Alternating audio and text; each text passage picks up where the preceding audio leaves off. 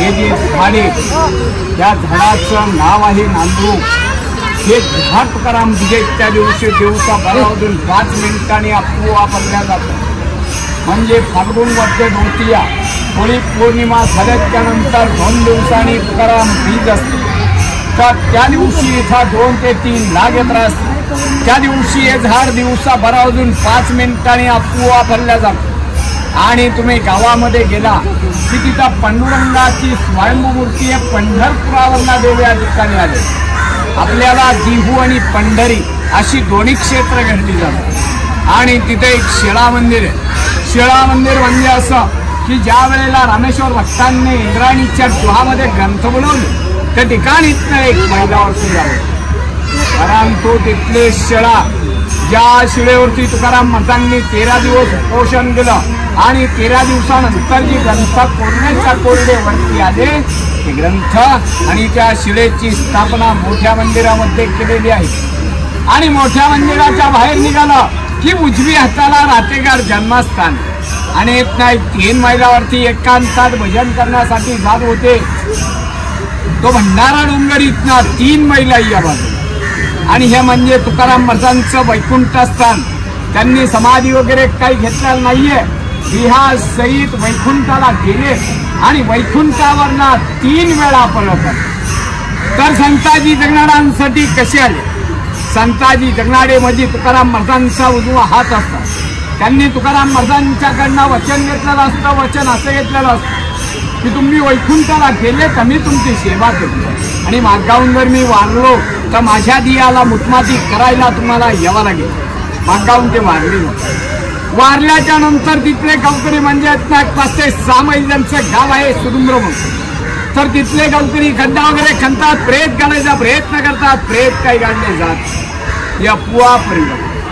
ज्या वेळेला तुकाराम महाराज वैकुंठावरना खाली येतात आणि एक बंदरभर माती टाकतात त्याच वेळेस ते प्रेत काढले. तसेच ते निळोबर आहे. नगर जिल्हा पारनेर तालुका पिंपळनेर त्यांचं गाव.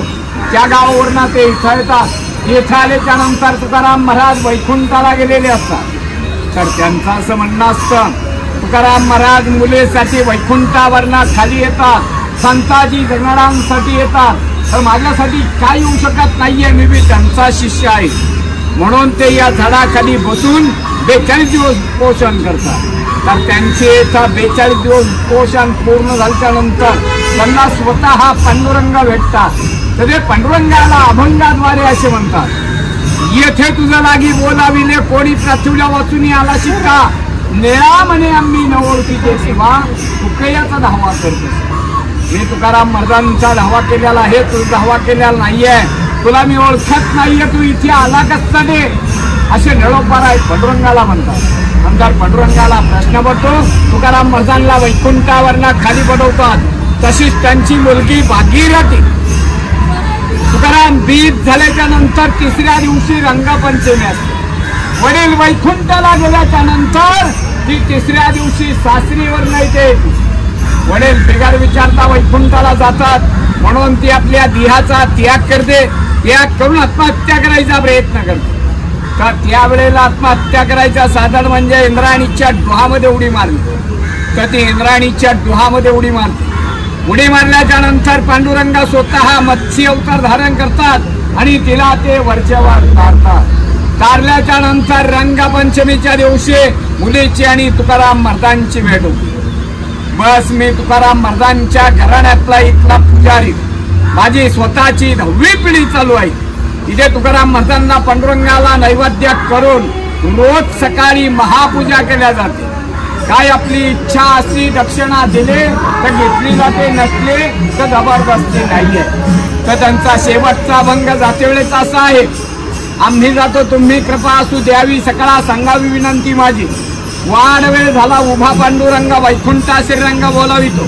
अंतकाळे भेटू अम्मासी पावला कुडी स्वैत झाला मुक्त तुका. बोला तुकाराम महाराज की जय. हा इच्छा असली यथाशक्ती.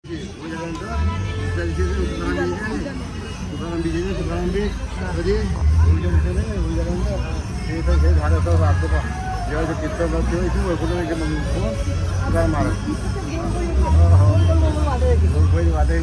महाराज